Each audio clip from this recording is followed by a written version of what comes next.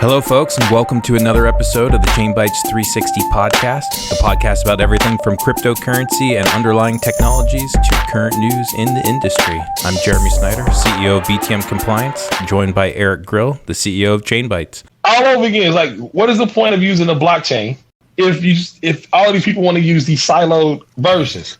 Well, that's what they're comfortable with, right? Because they want to control it. No, that's right. But that means that they don't need blockchain. If you're just going to do it within your organization, just make a dope database and give certain entities within your organization structure the access to it. Like, it's far more efficient. It's a lot faster. Like, you're not going to have to deal with the headaches of dealing with quote unquote blockchain developers. And another thing I learned is because we were building this kind of stuff, of course, now all of a sudden I'm the subject matter expert on using blockchain for accounts receivables or for open assets, open trade assets. I speak at this one event and I'm telling the people about, this is the joy of blockchain. You can make things more efficient between two entities that don't necessarily trust one another, the whole nine. I finished the conversation, and this is the largest global trade bank heads in the world, like literally in the world in this room. I leave out, one guy comes to me, he runs one of the biggest global trade banks in Europe. And I'm not going to say his name, but I'll say who he said. He comes up to me and goes, "Hey, I saw your presentation. Really, really, really nice." And he goes, "But I have a question." He was like, "I know you were saying that if we work on this blockchain thing, that each one of these entities, we all can see each other's trades and work with each other and make everything more efficient for one another." He said, "So what about Citibank?" And I go, "Yeah, like if you guys are in a trade with Citi, allows you guys to settle faster. You don't have 3 days and 4 days of settlement. This stuff settles atomically." I'm going through all of that. Then he looks at me and goes, "But we want to kill Citibank." And that's when I go, think about it. He doesn't want Citibank to have his information, right? He doesn't want Citibank to see what his trades are and be able to front run what he doesn't want that. So then what I started to think is a lot of these entities that say they want blockchain solutions, quote unquote, don't really want blockchain solutions. They just like the whole name behind it. Right. It puts some money on the balance sheet because they're not going to want it until they have to want it, right? But my thing is when I woke up and said, like, Lamar, why am I thinking about this less than any other tool or database or anything, right? You use the tool for the job. I'm not going to take a hammer and eat salad with it. Like I could, right? No, but sometimes it doesn't make sense. Like, yeah, some of the things I get proposed sometimes are like, what? That doesn't make sense. Just use a database like that. What are you trying to do? You're not trying to. There's no trusted third party. That's just you just want to store data and okay, but do it efficiently then. I mean, unless you want to disseminate it to a large audience and make sure that it's censorship. No, none of that. Just want to call it blockchain. Exactly, Eric. Exactly. And I can't say it enough because there are more marketers than there are technologists in this space. Only into the buzzwords. There are more people telling you what you can do with it. They're only into the buzzwords. But you know that if a developer has a hammer in his hand and he's eating salad, he's going to use that hammer to eat his salad, right? Good analogy, though. That is so true. Yeah, if they're a C# developer, everything has to be done in C#. It's Microsoft all the way. But, go to talk to the next developer. A Java developer is going to tell you that guy's crazy, and the only way to do it is this way. And, that's their hammer, and that guy's got a spoon. So we'll see. So what did you do with that then? So after you figured this out, what did you do? Where did you go? How did you pivot? Yeah, so after that, right? Like there really wasn't a pivot into that space more than me just continue to educate. So what I did, I started working on a hemp company, which I still have the hemp company that we're working on. It's really not my hemp company. It's like a network. Again, it's that cooperative thinking, all of that. So we built a hemp company, and I just continue to keep educating on Bitcoin because I started to realize like a lot of these things, like from the standpoint of me making smart contracts and all of that, I could program anybody under the table. I know this stuff like the back of my hand, but a lot of the solutions that people are coming up, they are looking for problems. They're not a solution to a problem. They're solutions looking for problems. And to me, that's not exciting. Like I want to solve real problems. So like, you know what I mean? Like it's not just about marketing and trying to make as much money as I can off of the backs of people. No, I was going to ask you if you created a DAO out of any of these things that you were doing, because it sounds like a lot of these things are organization, structural based, community effort. Yeah. So I have not created a DAO at all. Let me explain why. I don't think there's a huge benefit. None. Because when you start talking about these organizations, I'm like, what's the point of creating it into a smart contract type of situation when you're gonna have bylaws and everything else, and arbitration or whatever has to happen, mediation that happens between people, all that's gonna happen off chain. And if you try to make it on chain, it still doesn't make sense to me, because what's the point of doing that when most of this stuff's gonna be handled in court if it really goes down, right?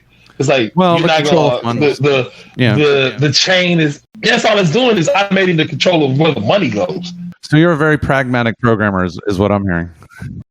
Yeah, because all of this stuff doesn't, like, it's like VIPs trying to move up the corporate ladder, and so they just see a buzzword and they're like, oh, let's attribute this to something so that we can try to, because we know more about this than our colleague, but that doesn't, just because you can do something doesn't mean you should do something.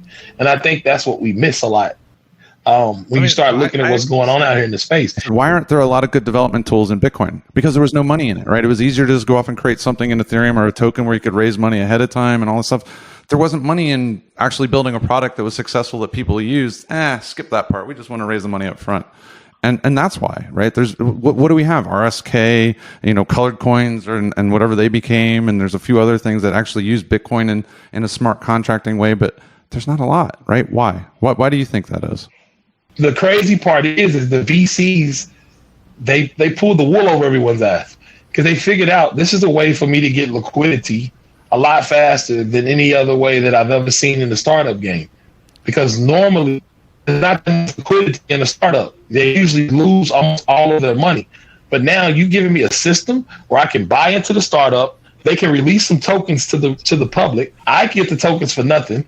Then I turn around and sell the tokens, get majority of my money back, maybe even make a profit, and I still own 20% of the company. It's a no-brainer. So guess what? I'm going to put all of my efforts towards selling tokens. I'm gonna put money into every single company that comes in the door that is selling tokens, because I know I can have a liquidity event a lot faster. And here's the crazy part: it won't even look like a liquidity event, right? Because I still own the company. So if the company itself does blow up, I've already got my money out, and so all I have is upside. Yep. And so when the VCs find that, that's where they're gonna put the money. They're not gonna put the money into into some kind of technology that you still not going to know if it's going to work. Yeah, it has to succeed for you to make money. This like, no, I just have to have great marketing. And that's the reason why people don't understand. VCs just put the money behind the marketing, sell the token, get the token back. They got their money, and now you just have a space where there's a bunch of people who feel like they got rugged, but they don't realize they got rugged by huge VCs. Well, I think the whole community got rugged, right? Because again, we're still talking about building Bitcoin tools 10 years later, and we look around and we have all these other things being developed, and we're being like left in the dust. And why? There's I don't see the money going there to build it. And like what you just said, it's just much easier to, hey, throw a token on Ethereum, make some money, run away, do it again, rinse and repeat across the board. But we're trying to build an infrastructure, right? So these things need to be built out, and if nobody's doing it, that's going to become more and more problematic. How do we reach them? How do we reach developers? Maybe I'd love to hear that. What do you think? I think we have to, first of all, the developers that are really doing cool stuff on Bitcoin are working on Lightning stuff right now. I think Taro is something that's going to be really cool. I think Lightning itself is fixing that, working on that. I think that's really cool. The colored coins and assets on the first layer, like, I think it just has to be something that is cool and exciting. I hate to say it, but the truth is that you'll have more developers if you figured out a way to do the same types of things Ethereum did by just letting developers run off with money, which is stupid. It fights for me. It fights every principle within me, brother. Yeah. It's crazy. It's like, what do you expect them to do? You just gave them a pile of money. Yeah. And no easy way to get developers to do it. You have to have people that have a certain principle structure that just want to see change in the world, man. And that's just, that's a lot smaller than people that are just trying to make money to get a Lambo. Yeah. So we did a coffee project just recently We tried to use Lightning, but there's no statefulness in Lightning, so we weren't able to use that. We used Liquid and kind of forked that off and tried to use that. But at the end of the day, we couldn't do it. And so we went to Ethereum and used it in Ethereum, and we got it working in a relatively short period of time. And honestly, it pissed me off that we don't have the tools to do that. So I wanted to do it in Bitcoin, but it was just too hard. Well, so people ask, like, what do you think of the price of Ethereum? I was like, it should be 1 cent. It should be as cheap as possible. The utility should be cheap for me to send from here to there. If it's not cheap, I'm not going to use it, because why would I build a system that's expensive when this one over here is not going to cost anything? So what have you got that's valuable? Nothing? Well, I'm going over here. Sorry. Have fun with your $1,500, $2,000, $100 gas fee to send a transaction. Are you insane? I'm not dealing with this. And the unexpected... it's just the model is bad, and people are like, oh, it should be going to 2,000. Why? Because you're going to use it as a store of value? That is not its use case. That's exactly right.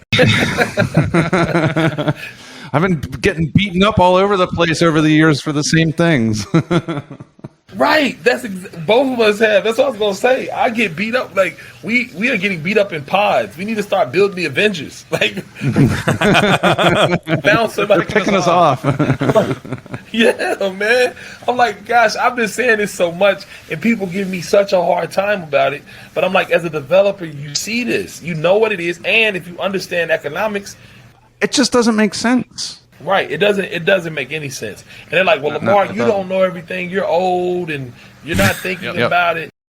So we did that first wedding on the blockchain back in 2014 at Disney, and it was just show people, like, there's something else going on here. Forget about the price of Bitcoin, because that's everybody wants to focus on that. I want you to think about what else is going on there. Why is the price going up? Because the utility is there, and so wedding, putting information on the block. Yeah, you can put your wedding vows on the blockchain. Yes, you can use the Bitcoin for more than just moving it as money and value. So I built this thing called, I don't know if it's still up, Love Whale. It's the idea of basically creating like a decentralized network in the ocean, the same way they do it in the sky for satellites. But I put that, I called it a Bitcoin patent. So I put that idea in an op return so that you could always see it. Trademark it. On the blockchain. See? That was my idea. On the Bitcoin, yeah.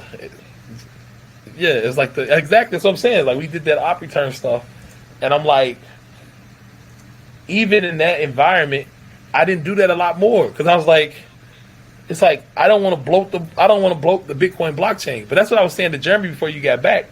I was like, I think what's going on with Lightning, you can now build those types of systems, those types of decentralized systems alongside of Lightning, because now people are incentivized to have nodes. So you have these. That's the only problem with distributed systems, is that you are decentralized systems. You have to have an incentive for people to run the node, otherwise they'll just turn it off and your network will go down. That's right. But the problem with Lightning is it doesn't store any of the information, right? So you do all these transactions in here, but at the end of the day, it just settles up on Bitcoin. None of that history is there. So you don't get like that immutability, like to store your wedding vows or to put extra data in there. Yeah. No, what I'm saying is build it on the same machine, right? Because it's already using, the network's going to be. Oh, right. Add another layer in there. Yep. Yeah, on the same machine, build these decentralized applications on that machine and utilize the fact that they're always connected to make sure that those all connect as well. That's what I was talking to Jeremy about. It's alongside of. Yeah, Umbrel. Umbrel has a lot of the Lightning applications, chat applications, all that stuff built into your node. So you're also a full node, but you're also doing these other sort of IPFS, a couple of other things in it. It's pretty interesting. That's an interesting project. And that's what I'm saying. If we keep thinking that way, the true decentralized applications can be on top of a Lightning. And that's what I said. Instead of building on Bitcoin, build for Bitcoin. So right. Could you imagine your application utilizing the fact that they're on the same machine, on the same metal, basically connecting to that and becoming the payment layer for application that you have. You're just triggering those things on the same machine. So that app is running automated, and it's like, okay, pay this out, or what, receive this, or send out invoice. And then the other machines, because if you go and look at what's on Lovewhale, it's LOVEWHALE.com. I think it's still up. That was the whole idea, is to make humans and robots kind of the same in this network, so that when things were making transactions, you could automate some of them with the robots, and the humans could actually get in there and pay certain things, and those, like, create it like that. So those are the kind of ideas I've always had. So now with the incentive of the Lightning Network to keep it up, it's like I want to start trying to build some of that stuff out, right? Like build these systems out that allow IoT and you as a human to kind of interact. So, and there's a book called Machines of Loving Grace that kind of like brings some of those ideas into fruition as well. You know what I mean? So, or did you start building it, or you're just I started starting messing. out So I started messing around with Lightning Network last year, and then I got